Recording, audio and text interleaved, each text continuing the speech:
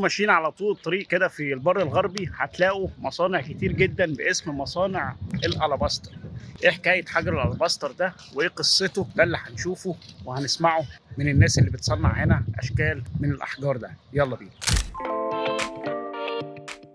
احنا كنا عايشين في الجبل ده، وحرفتنا وشغلانتنا دي من جداد جداد. الحجر الالاباستر ده ايام زمان ما كانش فيه كهرباء. حضراتكم زرتوا المقابر جوه وشفتوا الرسومات على الجدران والنحت. ما كانش فيه كهرباء. الناس دي كانت بتشوف ازاي بيجيبوا الحجر الالاباستر يعملوه عمليه عاكس على الشمس. كان بينور المقبره فيبتدوا الحفر بتاعهم على الجدران زي المرآة. كانوا بيعملوا منه الفازات والاواني يحطوا فيها الشموع تنور اكبر مساحه عندهم. بيصنعوا وبعد كده ازاي بينوروا في اللمبه. الحجر بيجي من بعد وادي الملوك، حجاره كبيره بالجمال، حجاره صغيره بالحمير. بعد كده احد الفنانين بيقطع الحجر، بيعمل اذا كان شغال تابلو ولا شغال فازات، بنلف الفازه بعد ما يدورها زي كده بالقماش القطن والغيره.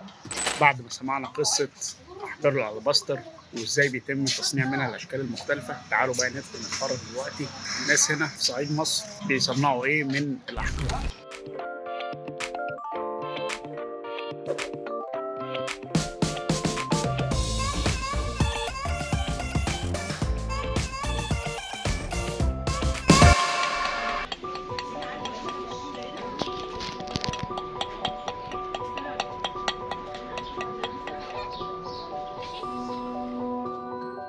وفي نهاية جولتك في مصانع الألاباستر ما تنساش تقعد وتسمع أجمل قصص وأساطير من سكان قرية القرنة عن أجدادنا قدماء المصريين.